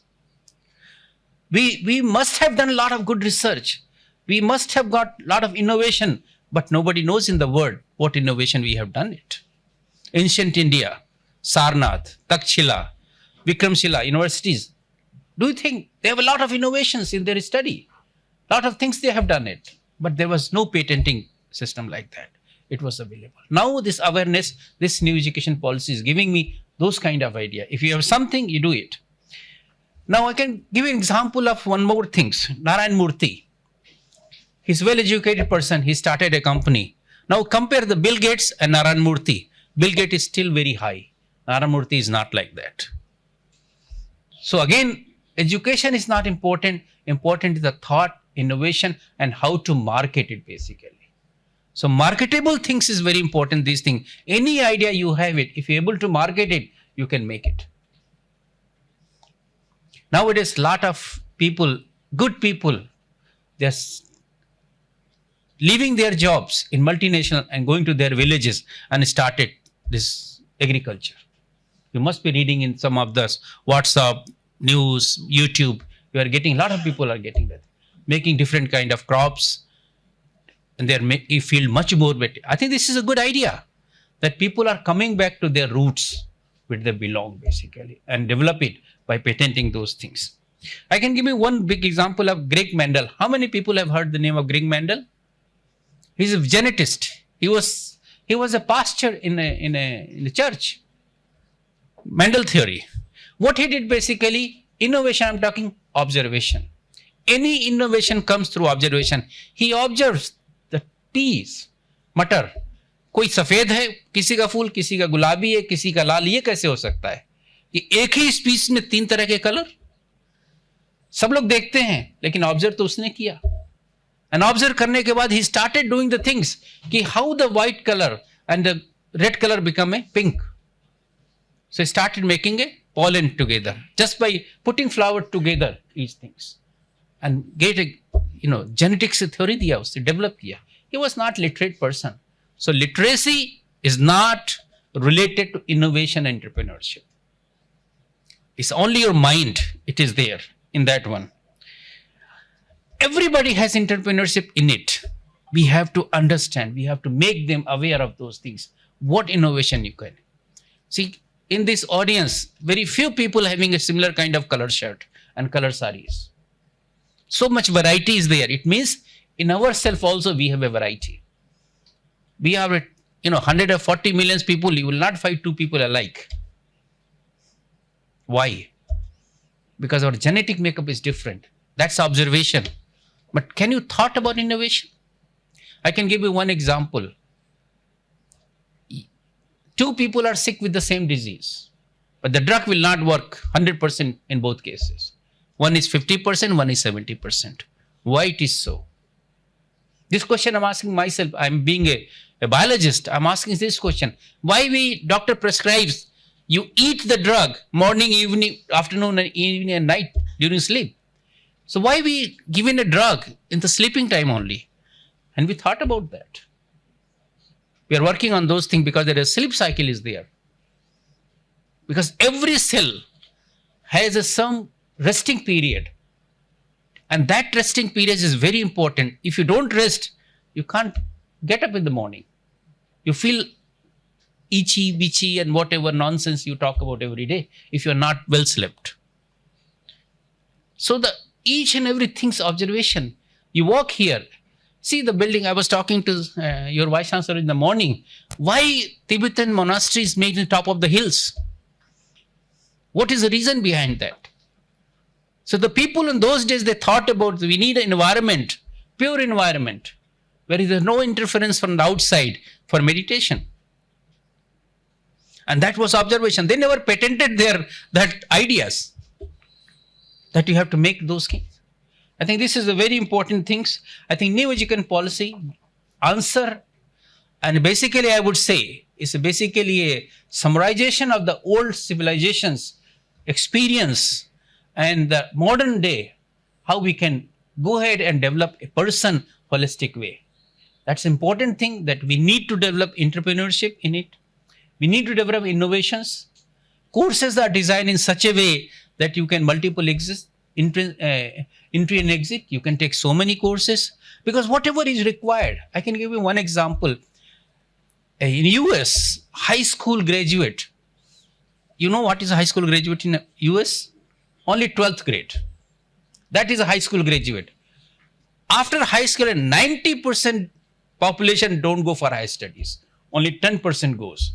But those 90%, they get all the jobs, most of them. Either they do their own work or they get a job also. That is the fundamental things that we don't require higher education for everybody. We require those who are very dedicated, different, those who want to develop something new. Those 10% people.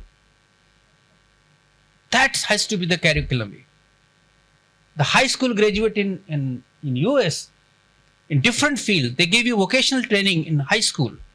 You have a car building, you have an aeroplane building, you have a management, you have a craft building, painting, everything they learn in those things. What our new education policy is saying that. I can tell you my son is studying in US, 12th grade. Because he was born there, so he went after 12th year, he went there. And second one, when elder son came, he took the younger one also. And then what happened? Both took my wife also. So I am alone here, because they require those. Because I didn't feel like that 17 years old goes there without mother is not good. Now he just finished the graduation, high school graduate. He knows how to dismantle the whole car and he can assemble it in high school only. Can we develop those kind of curriculum where you can develop those kinds of skill? I'm giving one example, any area. And that will be the best, because you don't have to study BSc, MSc and doctor, engineers. Still you can learn livelihood very nicely there. In that high school only, graduation. And you remember, India has a different kind of problem these days. Best problem is their population. I think how to reduce the population, because everybody thinks they are बेरोजगार, हर दिन झंडा लेके लोग घूमते हैं, लेकिन बेरोजगार वही है जो डिग्री लिए हुए लेकिन शिक्षित नहीं है.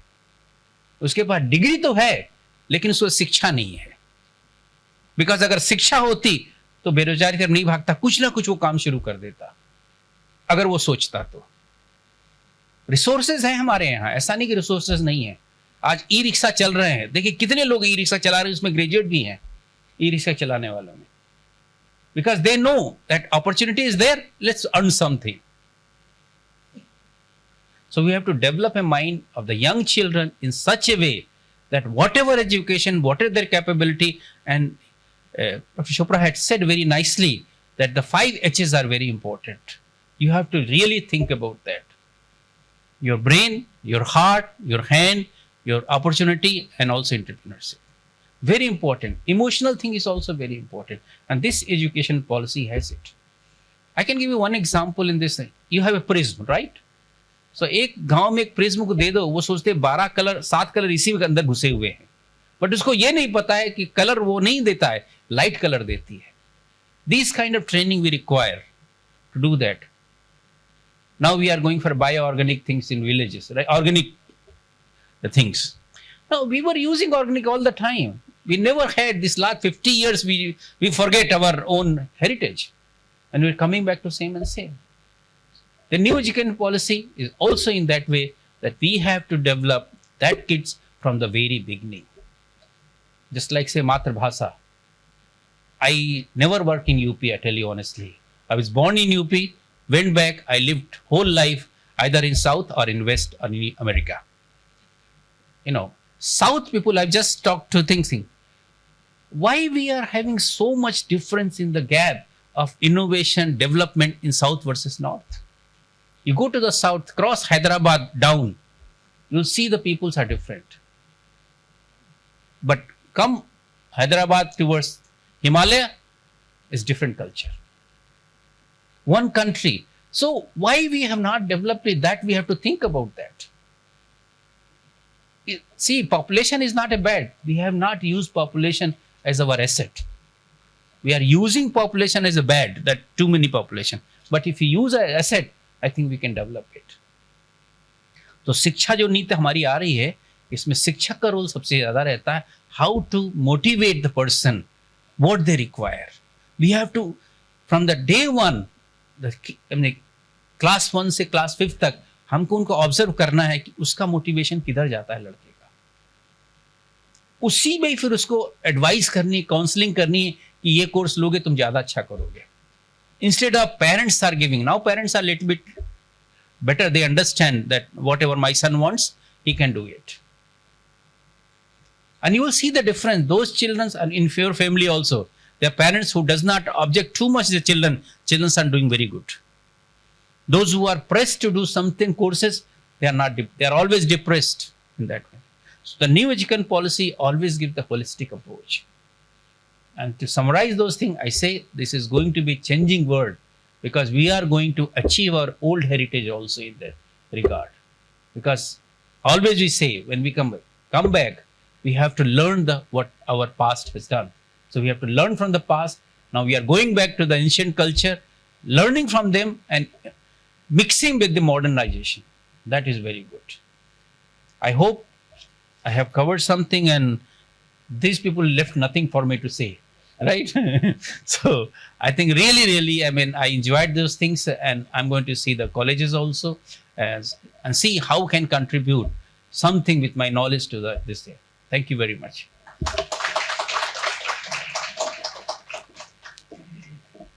Thank you so much, sir, for your time, energy, and your thoughts. I'll now request our Honorable Vice Chancellor, sir, Professor Nagwang Samten, sir, to deliver the presidential address. Sir.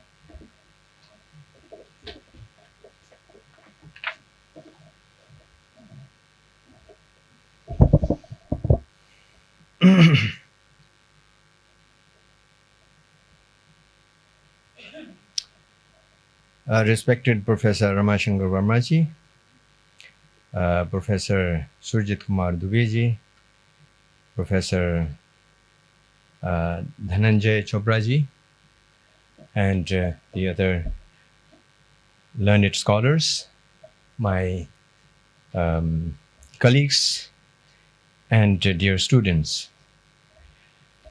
As my earlier speakers have said that there is nothing left now to be spoken about.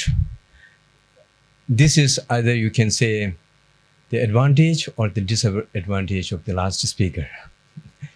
So anyway, it is good that we found most of the points are already covered, and the new education policy is certainly going to bring some changes in India, but that depends upon how much the teacher are going to, put effort in bringing this transformation, making it a reality. Now it is on black and white. Now it has to come in our life. That depends on the teachers and the institutions. As Professor Varmaji has said, that it is not something very new, but it has come out of lots of experiences that we have gained in past, particularly in the recent centuries, recent decades. How and why the current education system is, irrelevant to our life, because we have been going on the vestige of, the British education system, which was initially designed to provide some of the babus for the British rulers. And we did not change it. Whereas the Britain itself changed, and they have, they are way in front of us. And they have changed a lot that we have not been changing. We have been just moving on the vestige of those rusted, the channels. The main reason is, I think, because India did not get, because of, the outsider rulers, India did not get a proper opportunity to relook itself into its past. Because, as we always know that India had this great kind of glory of being the Vishwaguru, as you can see from Nalanda, Vikramashila, Takshashila, how those great monastic universities have produced galaxies of scholars, scientists, researchers. They were not named as a research or research project or something like that, but the very system itself, brought out the galaxies of scholars, intellectuals, and scientists and thinkers, which are not only, relevant in those times, but also even today. They are studied, they are researched, and their thoughts are extremely not only relevant today, but also it is important and in many cases mandatory. So what in those monastic institutions, they have thought not of, not producing the students for kind of materialistic purposes, but the very definition of education used to be very different from what we have today. The Shiksha is merely the transformation of mind, right? Transformation of person. If the transformation takes place, then the rest is taken care of by itself. What is not happening is transformation of mind, transformation of personality. We seek, we gain some kind of knowledge and some kind of informations, and they are not digested. And the knowledge, those knowledge system itself, themselves are not, meant for the transformation. They are for information. They are for some kind of skill developments. Of course, these are necessary for a society, for a nation to go ahead and to survive. But this should not be the main thrust of education system. The main thrust of education system should be transformation of the person and transformation of mind. If the mind can be transformed, if we can produce and if we can develop vivek, this term is extremely important, vivek, discerning intelligence, discerning wisdom, that is lacking, right? The discernment, we do discernment in laboratories, but that is physical discernment. But we should be able to have a discerning aptitude and discerning wisdom, what is good and what is not good. This is the problem at the moment, that we have, bombardment of informations in front of us. If you open your mobile, if you open your TV, if you open your, computer, there's a bombardment of information. But we are not able to filter those things. Those bombardment of information, they make a huge impact on your daily life. And gradually it transforms you in their own direction. Not in the way you should be, transformed. That kind of transformation should be the thrust of the modern education system in India, because it had such a system in the past. We are not able to filter those informations. We are taken away by those informations, right? We should be able to filter those informations and then discern them and then adopt and take which are, good for our development and for the society. And this I think should be the, the primary focus of modern education system of India, the new education policy, which is not very much thrust, which is not very much, shown as the center. But this should be just simply training somebody in tradition, in a particular tradition, does not mean that we are, embarking on a very rich and glorious tradition.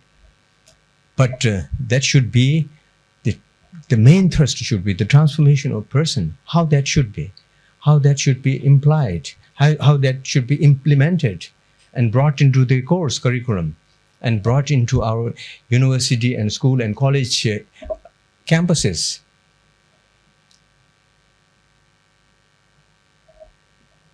When I was teaching in 1990s in the Western universities and colleges, at that time I found that in colleges, student can choose.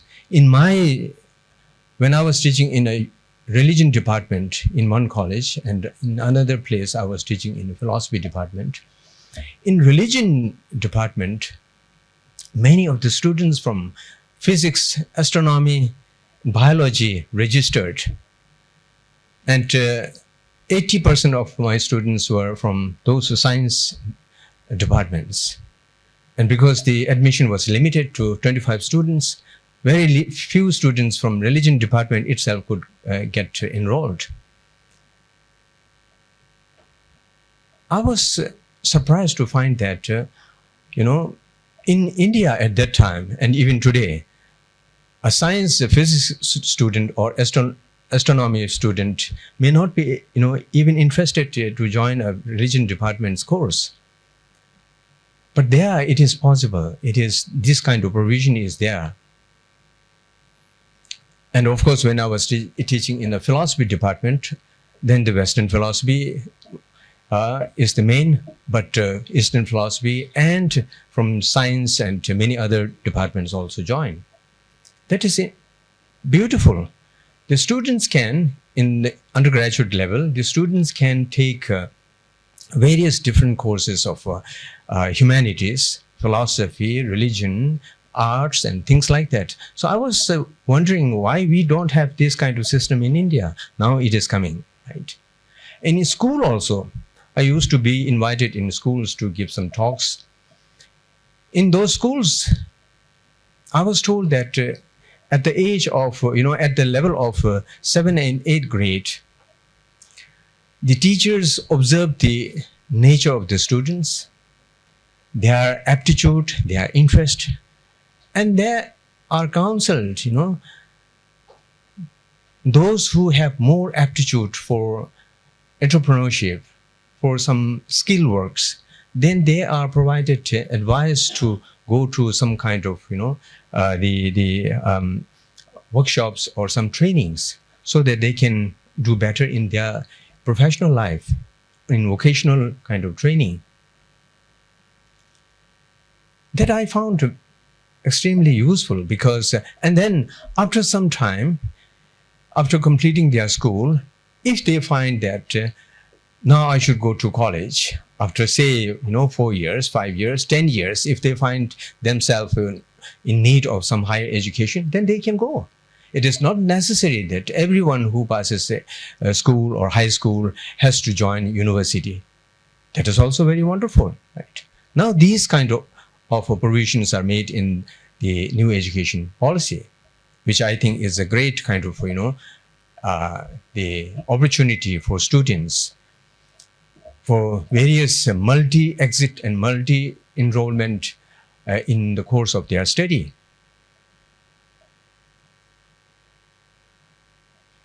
So, as I said earlier, in this new education policy, according to this policy, the greatest burden or responsibility lies on the teachers. We have to change ourselves. We have to be more proactive. We have to be more, of course we are trained and, specialized in a particular area, but we should also open our, mind on different disciplines, and we should increase the adaptability. Through that, more kind of creation of jobs. And creation of job is actually not a work of government itself. It is the personal kind of thing. As Abdul Kalam ji used to say that, the problem is not unemployment. Problem is unemployability. Because people are not employable. Recently, we have been, whenever we conduct interviews, then we find many of the candidates not up to the mark. They bring the degrees with them. So that shows that we are, there are large section of people who are not employable, even though they have a document with them. So we should make effort to make them more employable and a good person, and a person who can go into that process of transformation. We should guide them. We should, channelize them to go through that transformation. Without proper transformation of a person, we cannot create a new, good society, peaceful society, as we are, seeing around the world today. The another thing that I would like to bring before you is that we have been talking about regional researches at regional level and national level in various different languages. I've been, because we have been discussing on this issue online during pandemic also. Many scholars and experts take it very easy that we can do research in any language we want. These students can do research in any language they would like to do. But the problem is that we need to create that language capable of doing research in the particular area, scientific area, or in the technological area. And recently in Varanasi also, during that discussion, I raised this question that experts on the dais were saying that we can do the translations, without any problem. But the translation, is not easy. That it can be taken taken up a very in a casual way. It needs a vocabulary. It needs the concepts to be translated, and there should be a rich vocabulary which can be, employed in their research. So without this kind of structure for facilitating the research, doing research in the regional language, let alone Hindi, the research would not be kind of reasonably, acceptable. If somebody writes a paper today, if you write a paper on physics on a particular issue, try to write it in Hindi, how many people will understand it? So in order to reduce this problem, India should create a kind of, system with which we can do lots of researches in Hindi and in regional languages. It would be much more and easier for students to adopt, the technical and scientific and modern subjects in their own language.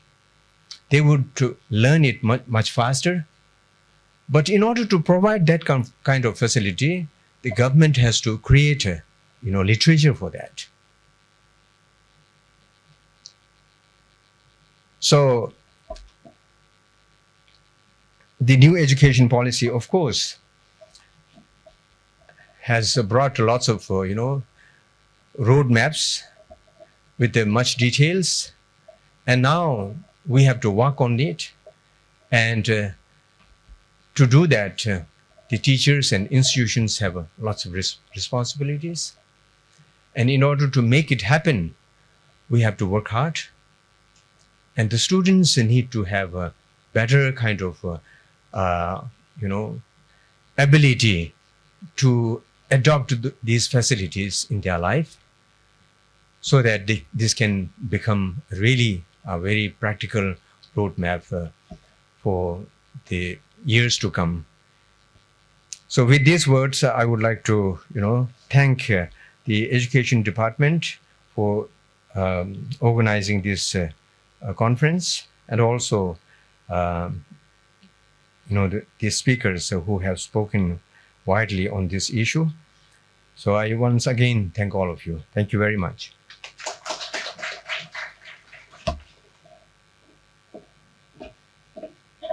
Thank you so much, sir. Thank you, sir, for pinpointing the different opportunities that NEP offers.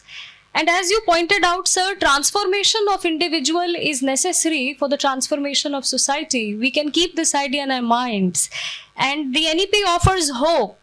That is the most vital force in the human world that we have understood so far. Thank you, sir, and thank you everybody for coming here. I'll request Mr. Gautam Gulati, Director, Droid Pinel Group, to deliver the vote of thanks. Sir. Good morning to all-in-one present here. Thank you. Is such a prayer that cannot be seen or touched. It must be felt by heart.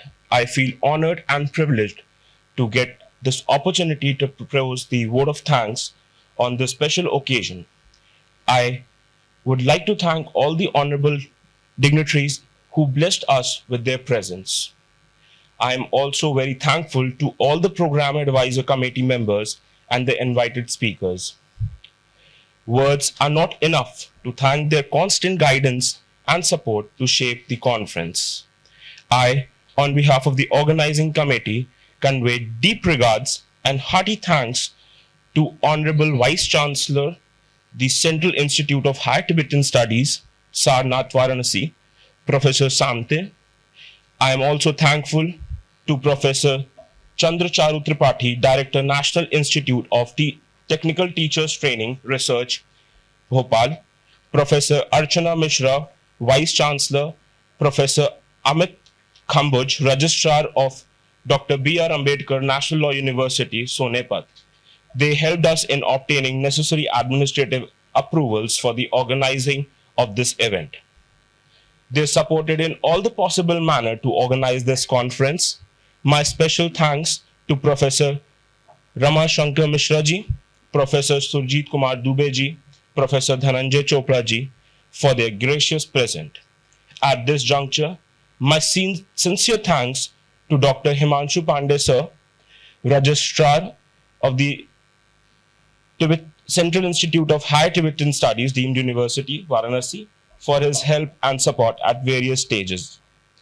Today, my words are not enough to express the gratitude to all our guests and dignitaries who graced us with their kind words. I would like to thank our beloved and every connected person to this, their constant support and guidance that radiated a source of energy within us. We will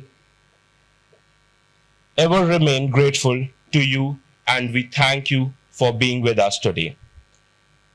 I am very much thankful to all the faculties of Central Institute of Higher Tibetan Studies and non-teaching staff members who always stand by us and motivated us. I feel proud and thank you for making this event successful one. An event of this dimension cannot happen overnight. The wheels start rolling months in advance.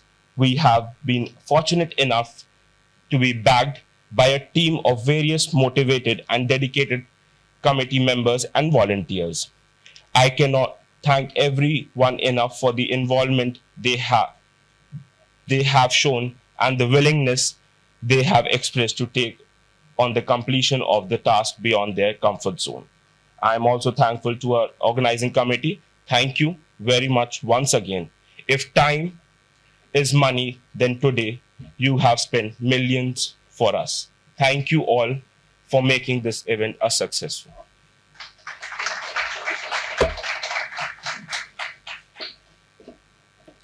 Thank you, Mr. Gulati. With this, we reach the culmination of the program. Thank you, everyone, for your presence and also your kind attention. Thank you all. Now we can meet together for the refreshment, sir. Let's just meet there. Thank you, sir. Thank you.